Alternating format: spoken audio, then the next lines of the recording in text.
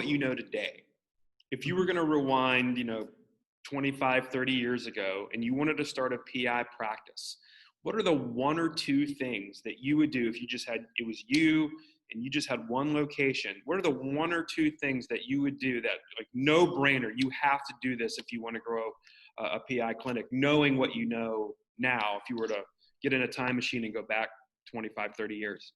Well, the biggest thing too here, especially in Georgia, is you got to be part of the team. We all know the personal injury is not a perfect science. You can bill what you want to bill, but at some point, that these cases settle for what they settle for. So you have to have a very good working relationship with the attorneys you have. Attorneys, I know this from my experience from going in and out of offices and meeting people and such. Attorneys have lists, and they have lists of doctors that they will not work with again. So you have to be part of the team. You have to understand that everybody's doing their part. And if you're going to be stiff and rigid and not be able to be pliable and flexible, nobody's saying that you should allow people to walk all over you, but you got to understand that this business comes with certain things, and you have to be able to do your part to be able to get in there. So you have to, it's establishing good working relationships. I mean, an example of that would be this. So when Brian and I had 411 pain, and we were at the end of that, we were busy. We were, there was 250 cases a month coming in from advertising that we were sending to other lawyers and getting business back. So it was exponentially growing.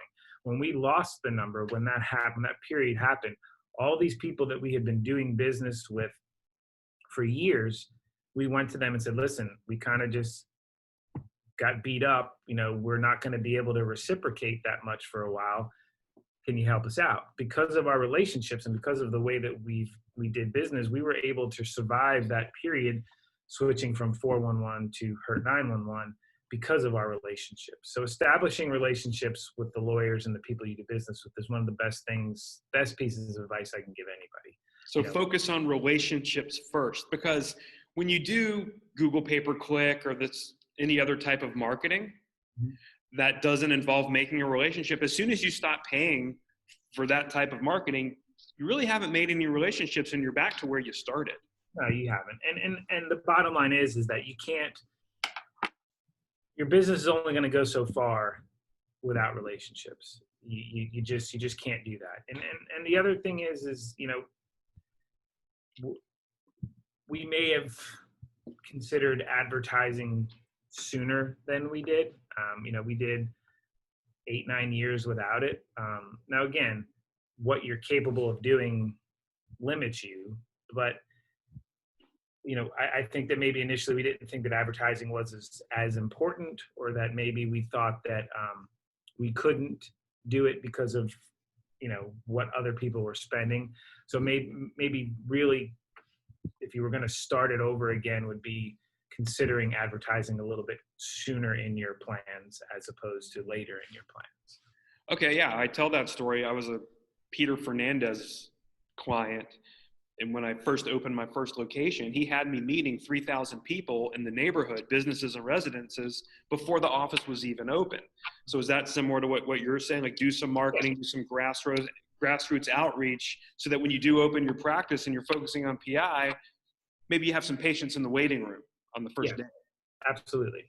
And the other thing is filling your clinics with staff that understand your goals and understand what you want, and making sure that your employees are on the same page as you. Because that's the one thing I think in the beginning too, we struggled with some employee stuff. And as we've grown as a business, it's important. It's important to have that part of it too. So have like a published vision and mission somewhere so that everyone knows why we're here.